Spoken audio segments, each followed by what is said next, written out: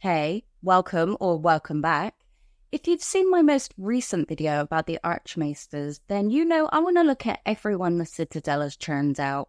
The Maesters, Archmaesters, Grand Maesters.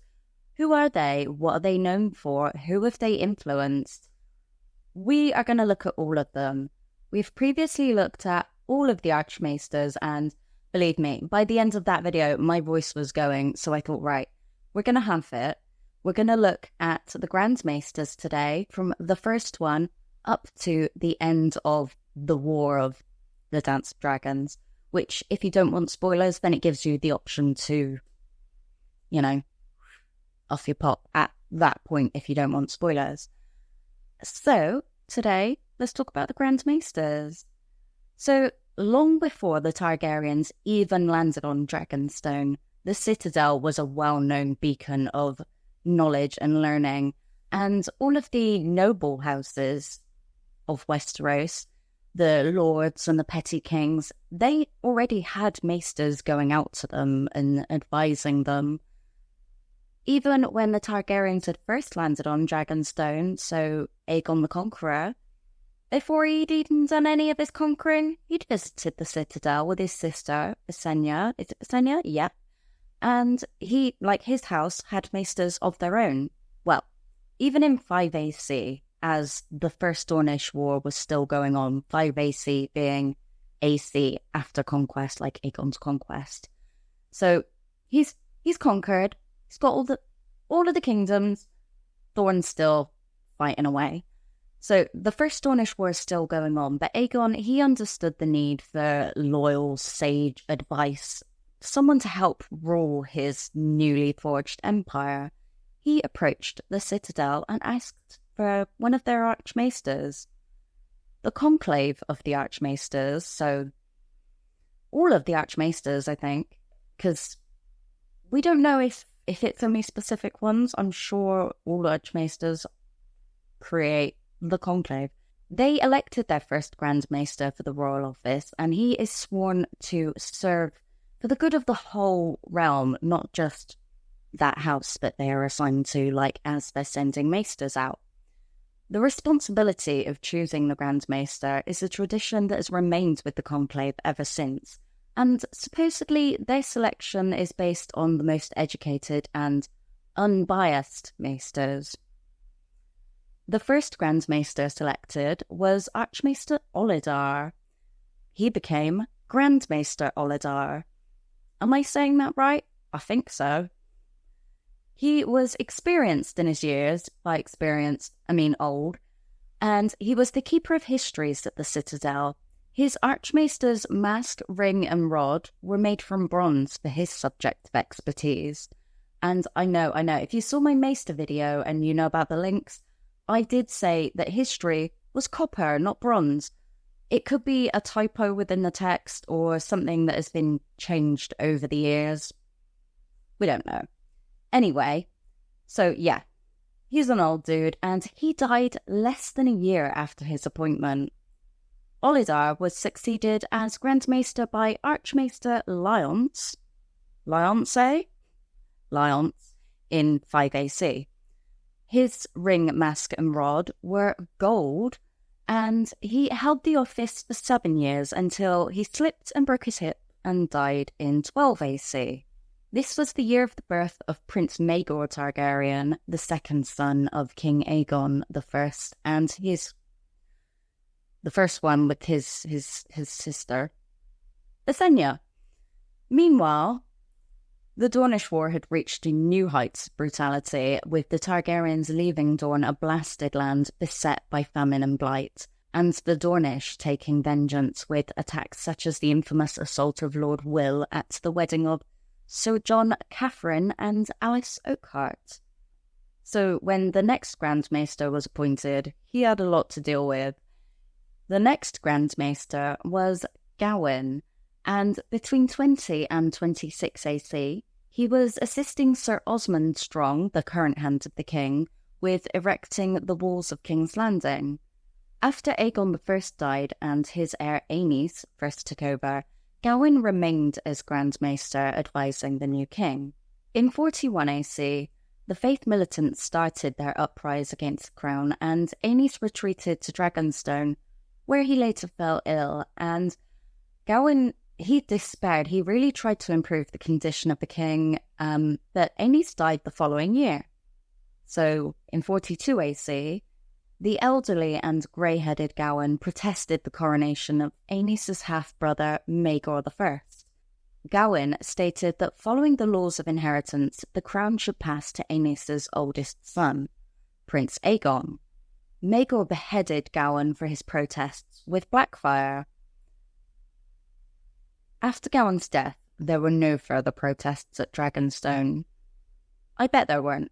Well, when Maegor returned to King's Landing, following his victory at the battle at Great Fork, the Citadel, they sent a new Grand Maester out to go and help, and that was Grand Maester Myros.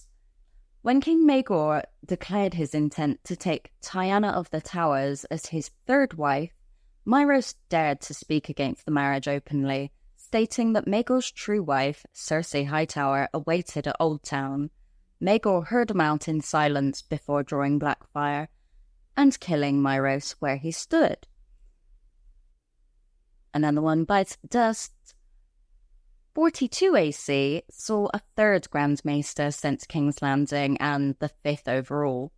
At this point, the Citadel has really got to question what they're doing. You know, the last two have been killed by the king. Grand Maester Desmond lasted 2 years. After Queen Alice Haraway went into premature labour in 44 AC, Desmond assisted in the delivery. When the Queen gave birth to a severely deformed stillborn child, the furious King Maegor blamed everyone who assisted in the delivery, and later Alice herself for her supposed infidelity.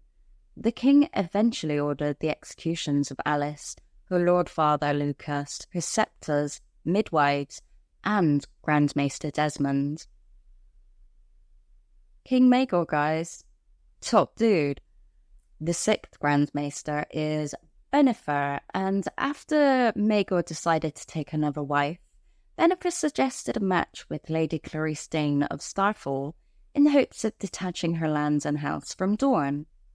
In 48 AC, when the realm had had enough of Maegor and his tyranny, they started flocking to the claim put forth by Prince Jaehaerys. Maegor ordered Grand Maester Bennifer to send forth his ravens, summoning Maegor's liege lords and bannermen to gather at King's Landing. Bennifer instead abandoned Maegor and secretly fled on a ship to Pentos. After Maegor's death, the new young king Jaehaerys Targaryen I sent an invitation to Bennifer asking him to return to King's Landing.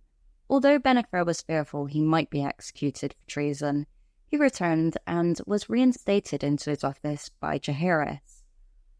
When Balerion returned to King's Landing in 58 AC, with the afflicted Princess Arya barely clinging to him, the princess was carried to Bennifer by Sir Lucamore Strong of the Kingsguard. Septon Barth aided Bennifer in attempting to heal the girl, but their efforts failed and the princess perished. Both men were traumatized by the girl's death. Bennifer died of the shivers in 59 AC, which swept King's Landing. So the next year in 60 AC, when the Citadel thought, it's a little bit safer, they sent a new Grand Maester. Who was that? The Conclave elected Elisar as Grand Maester. He was 20 years younger than Bennifer had been when he first took the office, and was known to be very opinionated, which made some people think that maybe the Citadel just wanted to be rid of him. Elisar was present when King Jaehaerys and Queen Alysanne Targaryen confronted their daughter, Princess Sarah, about her indiscretions. She was spotted on the Street of Silk, a little bit like how we saw Rhaenyra, just with less incest. Anyway, Elisar, he passed away in 97 AC, but he did write something about his king, that he was better with roads than with daughters. He did a lot of road building, you know, he built the King's Road. Jaehaerys and Alysanne, look him up. Jaehaerys' next Grand Maester was Alar, who commented on the appointment of Ryan Redwine as Hand of the King with "some problems cannot be solved by hitting them with a stick." He served for 4 years until he died of stroke in 101 AC. His successor was Grand Maester Runciter, who had only been in King's Landing a short time before Prince Balon Targaryen fell ill, complaining of severe pain in his stomach. Runciter treated Balon, was able to bring his fever down and ease his pain with milk of the poppy, but the prince's condition worsened and he died on the 5th day. Runciter opened the corpse and attributed the prince's death to a burst belly. Runciter later advised King Viserion Targaryen I after Jaehaerys passed away in 103 AC. In his records, he only cites a quarrel between Viserys and his brother Daemon as the reason for Daemon's second exile. Since Viserys was not yet 30, Grand Maester Runciter was the first to urge him to remarry after Emma's death, suggesting Laena Velaryon, the daughter of Lord Corlys Velaryon. Such a marriage would have healed the rift between the Iron Throne and Driftmark, since Viserys had been chosen as heir on the Iron Throne over Rhaenys, Corlys' wife. Well, technically, their son Laenor, but Rhaenys. Viserys instead chose Alicent Hightower, and she was only 18. She was the daughter of Sir Otto Hightower, who was Hand of the King. He died in 12 AC and was replaced by Grand Maester Mellos. He encouraged the match between Laenor Velaryon, the son of Corlys, Driftmark, and Rhaenyra Targaryen, the daughter and heir of Viserys the King. Even though it was quite known that Laenor wasn't interested in women, he is the one that's quoted as saying, "What of it? I'm not fond of fish, but when fish is served, I eat it." Not, as we saw in the show, Rhaenyra saying, although she might have repeated that to Laenor after hearing Mellos say it.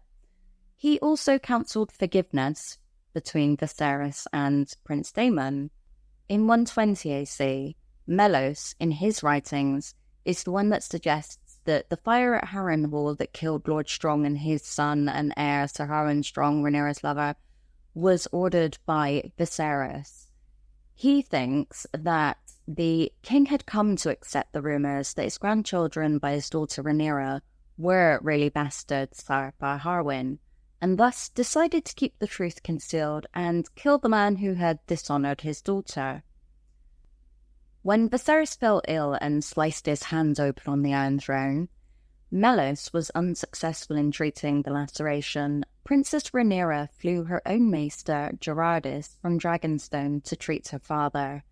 Gerardis swiftly amputated 2 of the king's fingers, and that saved his life. By this time, Mellos is saying that the king ordered the death of his former hand and may not be necessarily treating him properly. Do you think that would have been on purpose? Or, I don't know. Gildane kind of thought that Mellos' frequent leechings were less effective than Gerardis, that guy, potions and tinctures. So perhaps it was a difference in medical practice, perhaps it was on purpose, lack of care. Well, anyway, Mellos, that dude, he passed away in 127 AC after collapsing on the Serpentine Steps. Rhaenyra recommended Gerardis as the new Grand Maester, but Alicent, she wanted one that had served as Hightower, Maester Alfador. Viserys, beset from both sides, reminded his wife and daughter that it was the Citadel's duty to choose the new Grand Maester. So Orwell, he's the 11th Grand Maester, and boy, he's served under some rough times.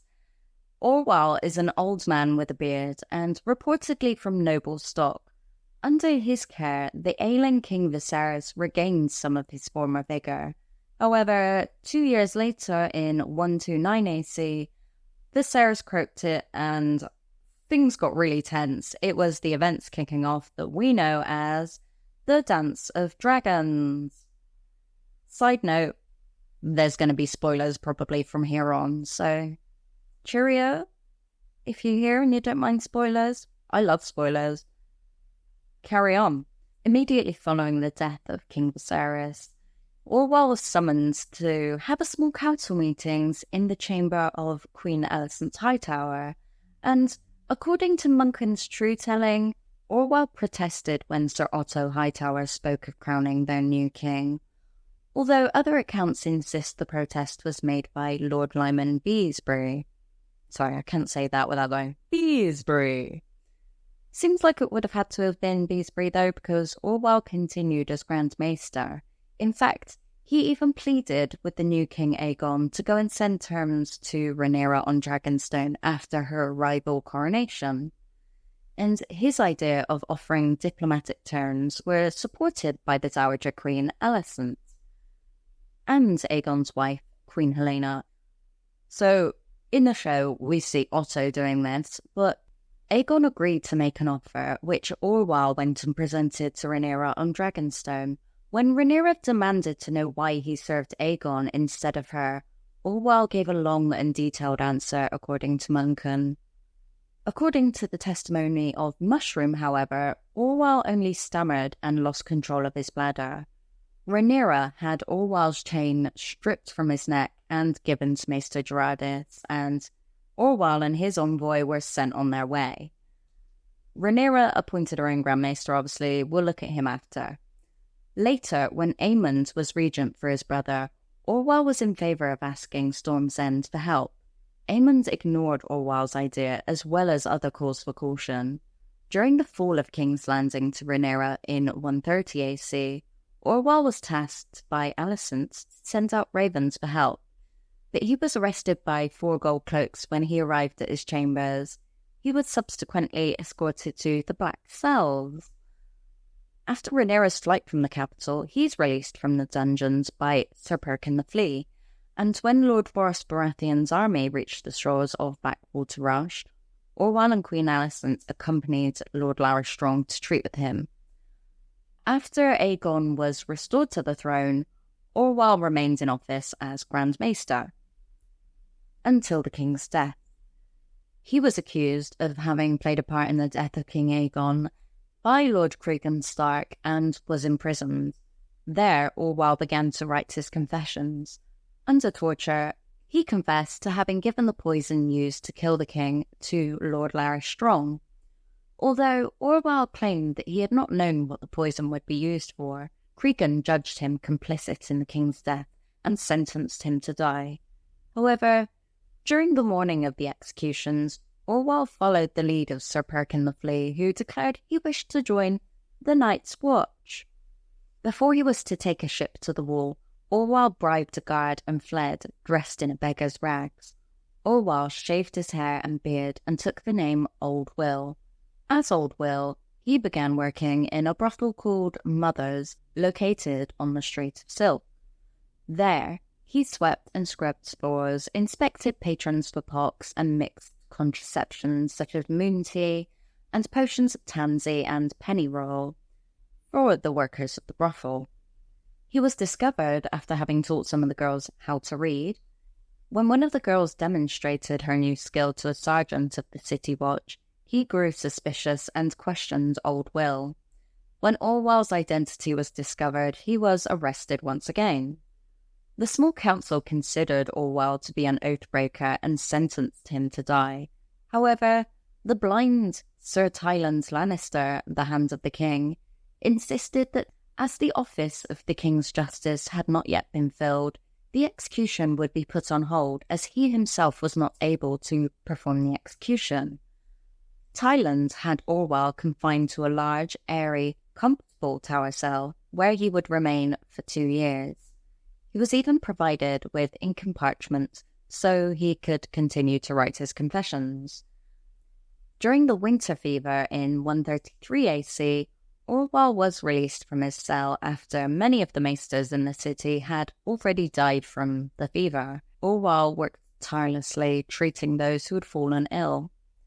When Tyland died from the disease, the young King Aegon Targaryen III ordered Orwell to dispatch a raven to Golden Grove, summoning Lord Thaddeus Rowan to take the office of Hand of the King. Orwell, possibly hoping for a royal pardon, was quick to obey his orders. He was later seized by the men of Lord Unwin Peake, one of Aegon III's regents, who installed himself as the new king's hand. Orwell was sent back to his cell to await execution. After Sir Victor Risley had been named as the king's justice, Orwell was finally executed as a traitor and a deserter of the Night's Watch, but due to his age, high birth and long service, he was granted the honour of dying by the sword. So, earlier we mentioned that Rhaenyra had her own Grand Maester. This was Gerardis, who she decided she was going to raise to Grand Maester, just fucking traditions. When Rhaenyra took King's Landing and Orwell was in a dungeon, she sent a raven to the citadel informing them that her own trusted maester, Gerardis, would be her Grand Maester. After the revelation that the two betrayers had gone over to the enemy, only Gerardis and the Hand of the Queen, Lord Corlys Velaryon, spoke in defence of the remaining dragon seeds, Nettles and Adam Velaryon, who the Queen feared would betray her as well. Their words failed to move Rhaenyra, and she ordered the arrest of Sir Adam. But Corlys, he told Adam, dude, she's after you, and he fled the city on sea smoke. Lord Corlys was imprisoned for his actions, and Rhaenyra also started to question Gerardis' loyalty, as he, like Corlys, had spoken up for the dragon seeds, though Gerardis did deny any knowledge of the Hand's actions. Having lost the complete trust of Queen Rhaenyra, Gerardis was ordered to return to Dragonstone, being spared the dungeons due to his past loyal service. Gerardis then remained on Dragonstone, only to be taken captive during the fall of Dragonstone by King Aegon II and his supporters. Sir Marston Walters surprised the Grand Maester in the rookery, preventing him from sending warning to Rhaenyra. He later offered Milk of the Poppy to Aegon II, who was in agony, but Aegon refused, fearing that it was poisoned, stating that Gerardis was his sister's creature. Aegon had Gerardis slowly hanged by the very chain of office that was bestowed on him by Rhaenyra. He kicked in the air as he was raised gradually off the ground, and when near death, he was let down to catch his breath before being hauled up again. After the third time, he was disemboweled and dangled before the wounded Sunfire, so the dragon could feast on his legs and innards. Though King Aegon commanded a part of Gerardis remain to welcome his sister. When Rhaenyra fled King's Landing, she wasn't aware of the fall of Dragonstone, so she landed in Duskendale and sent a raven, informing them to, send a ship to come and fetch her. But when no reply was forthcoming, she grew suspicious of Gerardis. Rhaenyra had to sell her own crown to buy passage on a ship to get to Dragonstone. When she got there, her and her entourage were escorted up to the castle, and they find hanging from the battlements beside the gatehouse the upper torso of Gerardis, his entrails dangling from his torn belly. Poor Gerardis. That's not fair. Anyway, we're going to leave it there for today. I think the next one is Munken. I'm not seeing any breadcrumbs of the Maesters, the Grand Maesters, trying to get rid of the dragons so far. I mean, Melos might have been a bit questionable taking care of the Sarahs. Maybe it was the dance dragons that made them go, oh, do you know what? We got to get some control on this situation. You let me know what you think. We're going to carry on in part 2. Maybe I'm just baiting you for part 2. I don't know. I don't know myself yet. Homework. I've got a to-do list for you. Like, subscribe, turn on your notifications, have a good day, and cheerio.